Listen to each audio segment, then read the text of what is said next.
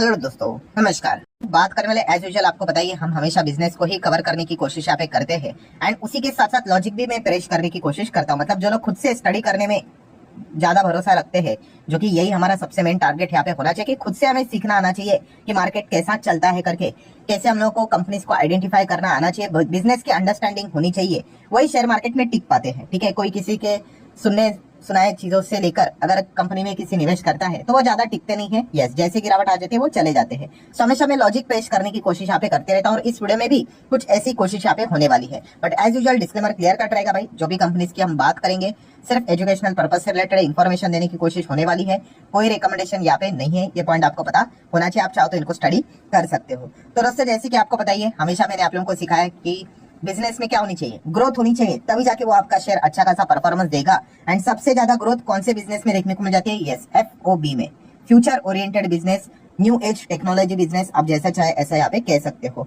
But future oriented business की भी अगर हम लोग बात करें तो उसमें भी क्या होता है कि अपॉर्चुनिटी, मतलब हर किसी को पता है भाई इसमें ग्रोथ तो भर भर के है। ठीक है, तो इसमें क्या होता है कि बहुत सारे फ्यूचर ओरिएंटेड बिजनेस है, बट वहां पे भयंकर लेवल पे हमें क्या देखने को मिल जाता है? कंपटीशन। क्योंकि हर कोई भाई उस ग्रोथ का फायदा उठाना चाहता है।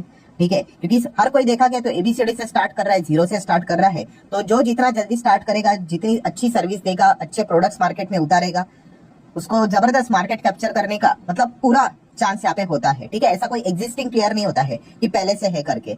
सो इसलिए हर कोई इस क्षेत्र में जाने की कोशिश करता है। एंड इसमें सबसे बड़ा एडवांटेज क्या होगा दोस्तों? सबसे बड़ा एडवांटेज ये होगा कि अगर कोई फ्यूचर ओरिएंटेड बिजनेस में है एंड वहां पे अगर देखा गया तो लो कंपटीशन अगर होगा, तो ये सबसे बड़ा एडवांटेज हम लोग को देखने को यहाँ पे मिल सकता है। एंड फ्यूचर ओरिएंटेड बिजनेस की बात करें दोस्तों, तो इस वीडियो में हम बात करने वाले इलेक्ट्रिक सेगमेंट के बारे में, इलेक्ट्रिक व्हीकल के बारे में। एंड 4 व्हीलर इलेक्ट्रिक व्हीकल की बात यहाँ पे नहीं होने वाली है। 4 व्हीलर इलेक्ट्रिक व्हीकल में तो दुनिया भर का कंपटीशन है। हम बात करने वाले दोस्तों इलेक्ट्रिक बस के बारे में। यस, ई बस, ये एक ऐसा सेगमेंट है दोस्तों जहाँ पे अगर आप देखोगे काफी लोअर लेवल का कंपटीशन देखने को यहाँ पे मिल रहा है। नो डाउट आपके दिमाग में जो चीज आई है बैक ऑफ द माइंड, वो भी बिल्कुल सही है कि सर अगर देखा गया तो यहाँ पे अपॉर्चुनिटी भी लिमिटेड है। बिल्कुल सही है, अपॉर्चुनिटी लिमिटेड होने का मतलब क्या है कि अगर बस सेगमेंट की बात करें, बस थोड़ी ना आप और हम जैसे लोग खरीदते हैं। मैंने इसके पहले भी आपको एग्जांपल दिया था कि अगर आपको गाड़ी लेना है, आप क्या बोलोगे? 4 व्हीलर ही लेने का प्लान करोगे ना। SUV लेना है, सिडान लेना है, 2 व्हीलर बाइक लेना है, पेट्रोल डीजल EV जो लेना है, ऐसा प्लान करते हैं ना। हम थोड़ी ना ऐसा बोलते हैं कि चलो बस लेना है करके, नहीं। तो बस लेने का अगर हम लोग बात करें, ठीक है, कौन विचार करता है? तो ऑब्वियसली टूरिज्म वाले या फिर ट्रैवलिंग एजेंसीज वाले, उन्हीं के बिजनेस में हम लोग को ये बसेस जैसी चीजें देखने को यहाँ पे मिल जाती है। या फिर अगर हम लोग बात करें तो सरकार ट्रांसपोर्टेशन के लिए, ठीक है, सरकार के बसेस होते हैं कि नहीं, हर स्टेट में आपको देखने को मिल जाएंगे। तो बेसिकली इनका जो मार्केट है वो काफी लिमिटेड है। ठीक है, टूरिज्म, ट्रैवलिंग, सरकार, उन्हीं के ओर से इनको ऑर्डर मिलते हैं। ठीक है, ऐसे कोई नॉर्मल इंडिविजुअल के ओर से तो इनको बड़े ऑर्डर्स मिलेंगे नहीं। ठीक है, बहुत ही कम मिल जाएंगे, वो भी बिजनेस करने वाले ही होते हैं। ठीक है, तो ये एक चीज जरूर हम लोग को देखने को मिल जाती है एंड इसलिए यहाँ पे एक लो कॉम्पिटिशन भी है।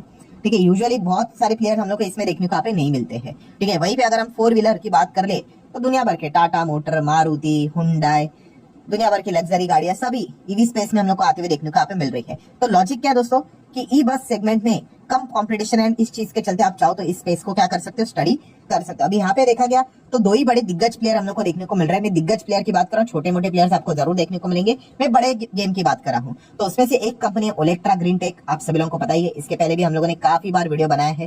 ठीक है, जो लोग सिर्फ यहाँ पे टाइम पास के लिए वीडियोस को देखते हैं, आप सभी लोगों को पता है, उन्होंने 300-400 के आसपास मैंने वीडियो बना था, तभी भी एडिशन लिया होगा। उसके बाद आपको पता ही है स्टॉक यहाँ पे 40% गिरा, यहाँ पे 40% गिरा, यहाँ पे 30% गिरा।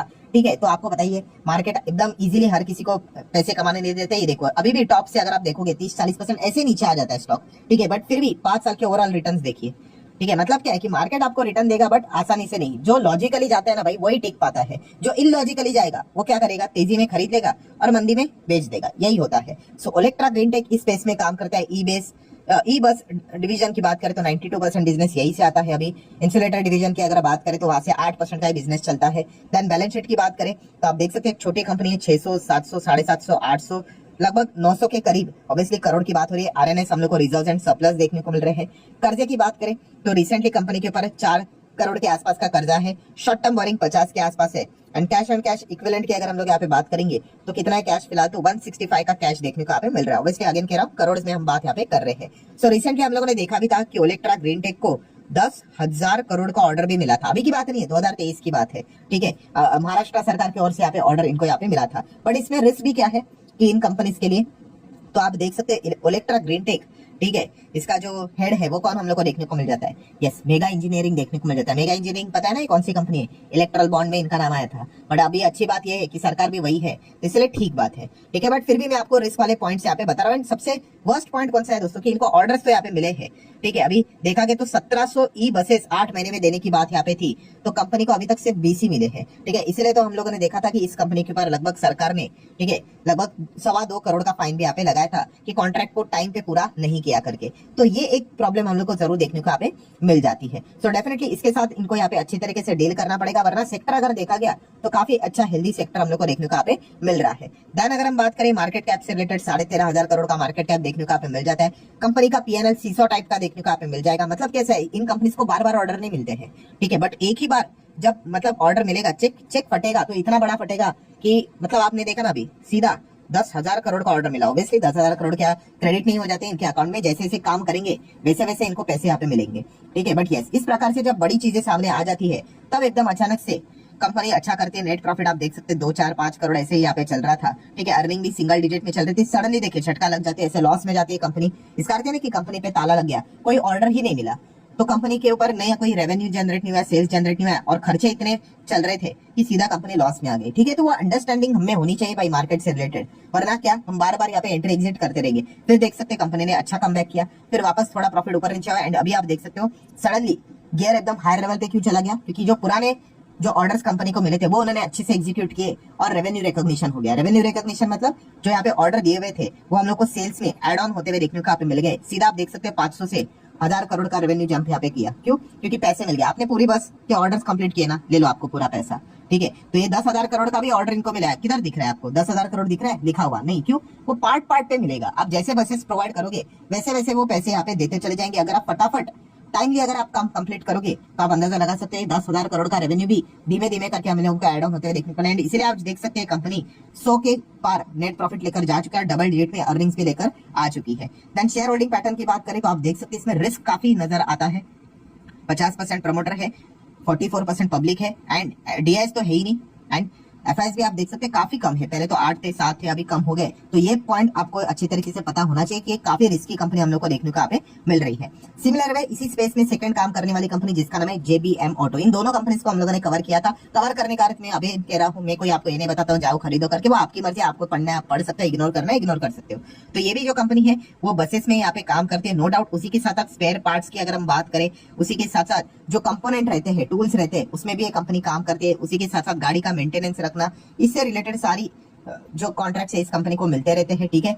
महिंद्रा एंड महिंद्रा की बात करें, ऐसे बहुत सारे इनके क्लाइंट्स भी देखने को मिल जाते हैं। ये भी कंपनी छोटी है, 20,000 20,500 करोड़ का मार्केट कैप है। इसका भी अगर आप पीएनएल देखोगे तो सेम उसी कैटेगरी में देखने को मिल जाएगा, छोटा छोटा टाइप का पीएनएल है। एंड देन सडनली अभी आप देख सकते हो 200 करोड़ के आसपास का प्रॉफिट पार होते हुए देखने को मिल रहा है। शेयर होल्डिंग पैटर्न यहाँ पर भी सेम वैसे ही है, 67 प्रमोटर, पब्लिक 30 के आसपास, एंड डीएस को बिल्कुल भी इसमें इंटरेस्ट नहीं, एफआईजी ज्यादा है। मतलब क्या रिस्क है भाई, होने के लिए कभी भी कुछ हो सकता है, तो ये पॉइंट आपको पता होना चाहिए। इसलिए तो बताया जाता है कि छोटे कंपनी से, छोटे कंपनी में 19-20 चीजें चलती रहती है, काफी रिस्की होती है। देन ग्लोबल लेवल पे प्रेजेंस देखने को यहाँ पे मिल जाता है। इंडिया के साथ साथ आप देख सकते हो जर्मनी, चाइना, स्पेन, अमेरिका, चेक रिपब्लिक की अगर बात करें, इटाली की बात करें, टर्की, हंगरी, साउथ अफ्रीका, ठीक है। इन सब में ये कंपनी हम लोग को अच्छा खासा बिजनेस करते हुए देखने को मिल जाती है। आप चाहो तो पढ़ सकते हो। सर ये डेटा कहाँ से मिलता है? Secret website? अरे कुछ नहीं भाई, कंपनी की वेबसाइट से बता रहा हूँ और किधर से नहीं। नेक्स्ट बात करेंगे कंपनी का, अगर रिजर्व एंड सरप्लस देखेंगे तो 1,000 करोड़ के रिजर्व है, जो 3 डिजिट में थे, जो 4 में हो गए, अच्छी बात है। कर्जे की बात करें 200 करोड़ से कम कर्जा फिलहाल तो देखने को मिल रहा है, 1,000 करोड़ से ज्यादा कर्जा शॉर्ट टर्म बोरिंग में देखने को मिल रहा है।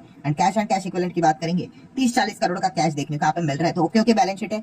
सो रिसेंटली अगर हम बात करें तो कंपनी ने बताया था कि 1.5 लाख इलेक्ट्रिक बसेस वो यहाँ पे बनाएंगे 2030 तक, ठीक है। तो ये एक पॉइंट हम लोग को देखने को मिला था। इसी चीज को लेकर कंपनी ने बाद में क्या किया था, फंड भी रेज यहाँ पे किया था अपने ई बस के ऑपरेशन को एक्सपांड करने के लिए, ठीक है। तो ये पॉइंट भी उन्होंने बताया था। $100 मिलियन के आसपास का फंड रेजिंग देखने को मिला था। 20,000 करोड़ का मार्केट कैप है, ऑलरेडी मैं यहाँ पे कवर कर चुका, मतलब रिस्की टाइप की कंपनी है। देन अगर हम लोग बात करें फिलहाल कंपनी का सबसे बड़ा एडवांटेज क्या है, लो कॉम्पिटिशन। बट याद रखना दोस्तों, ये एडवांटेज हमेशा रहेगा कि नहीं, डाउटफुल है। बिकॉज देखा गया तो 2 बड़े दिग्गज प्लेयर भी भविष्य में इनके स्पेस में एंट्री कभी भी कर सकते हैं। अभी तक तो किया नहीं है, छोटा मोटा बिजनेस अलग बात है, बड़े लेवल पे कौन सी? तो एक है अशोक लेलैंड एंड दूसरी है टाटा मोटर्स। सो ये भी बस बनाने का काम करती है, दोनों कंपनियां। नो डाउट आयशर जैसी कंपनियां भी है, बट यहाँ पे अगर देखा गया तो ये दो कंपनी का बसेस में बहुत अच्छा खासा योगदान देखने को मिल जाता है। अभी देखा गया फिलहाल तो ई बस से रिलेटेड इतना बड़ा एक्सपोजर इन्होंने नहीं दिया है, फोकस नहीं दिया है, बट अगर जिस दिन ये अनाउंसमेंट करेंगे कि हम ई बस में आ रहे हैं, याद रखना इन दोनों कंपनीज के शेयर प्राइस में आपको अच्छी खासी गिरावट भी देखने को मिल सकती है। अभी तक तो किया नहीं है, बट जस्ट मैं आपको सारे पॉइंट्स को कवर करके यहाँ पे